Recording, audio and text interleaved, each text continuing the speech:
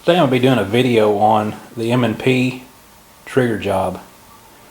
I've been doing these trigger jobs for about 4 years now, ever since I started handling M&Ps. And a lot of guys come to me and say, well, what about the Apex this or Apex that or aftermarket this and that? Well, they're all good and they fit the bill for a lot of people, but I personally like a different feel on my triggers. So this is what I do.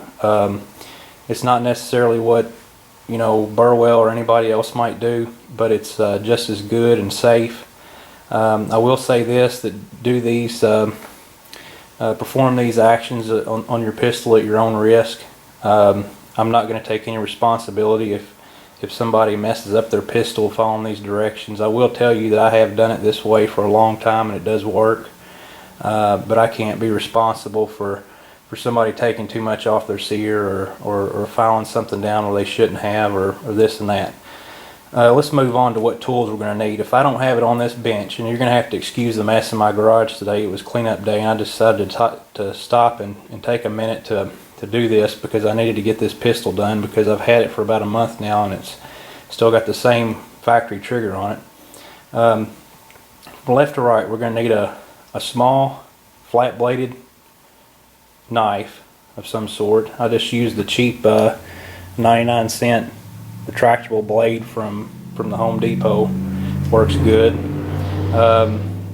You need some sort of fine file, square file. You can get them at Brownells, Midway USA. This one happens to be 6 by half. It's a fine India file. You need some sort of diamond files. I found these on the internet. I believe it was at Harbor Freight for around $6 for the different sizes. They work perfectly well as long as you're careful in what you're taking off and you don't take off too much material. You need a brass and a plastic end hammer. I've got my shop rag up there with and then a plastic tub of some sort to hold your small parts. A small screwdriver with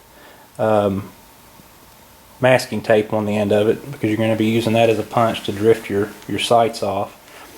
A small pair of electronic type tweezers, and you're going to need various punches. These just happen to be an AR-15 punch set that I have from Brownells. They work universally for all firearms, so I just pull those out anytime I need them. And then you're going to need a 16th inch hex wrench.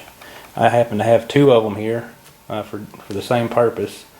I just use a trigger gauge. A trigger pull gauge is just a cheap Wheeler trigger pull scale. You can spend as much money as you want on one, but I found that the cheap ones work as good as the more expensive ones for less money. So again, this is my poor man's way of doing it, and it works just as well. I don't have a bunch of fancy equipment, but it works for me. So you see this Dremel here. I'm gonna reiterate this later on.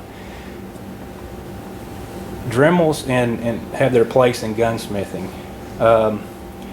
Nowhere, in my opinion, now this is strictly my opinion, nowhere in gunsmithing should you use a sanding drum on your Dremel for a firearm. And that's just my opinion. Other guys might say, well, I do it all the time and get away with it. Well, that's fine. Again, it's my opinion. I just happen to use the felt tip. I don't know if you can see that real well. It's just a simple felt tip that you can get a pack of 6 or 7 for I think $4 or $5, and I use them religiously. Of course, my M&P pistol. I have ballistol there for my stone lube, honing oil, and for lubricating my action. I have two types of polishing compound. One is a number 2 to take off more material, and the other one is a number 5. Those happen to be Porter Cable brand. Dremel makes a brand that's I believe they have several different colors and whatnot to correspond to what material you're going to be using.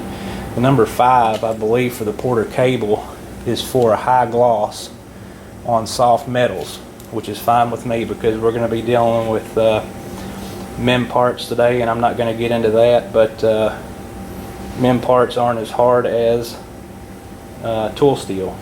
It's kind of like the old candy with a soft filling. You know, after you get away at the hard outer shell, you get to the gooey middle. And I'm not saying they're real soft on the inside, but they're almost, if you get down to the nitty gritty of it, they're about the same softness as some soft aluminums.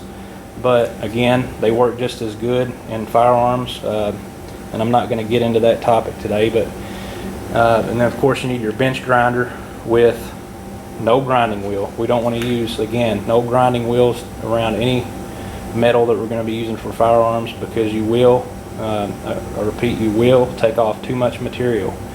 We're using a buffing wheel.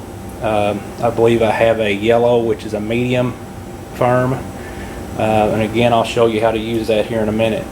And then I have my padded vise over, or my regular bench vise over here. You can't see it, it's out of the way. And I just have a piece of leather, just tool leather, that I picked up years ago, and I use it for padding certain materials and things like that when I don't want to mar them. I don't have any fancy, you know, bench vice jaws or anything like that. I just use a piece of leather when I don't want to mar something up. And so basically these are all the tools that you need. Take a look real quick. Forgot to mention you're going to need a couple of Q-tips, and I'll show you what those are for later. I use those quite frequently. So if you have any questions, just send me a PM in the PM box, or post it here. I'm going to cut for just a second and go on to clear my bench and show you what's going on.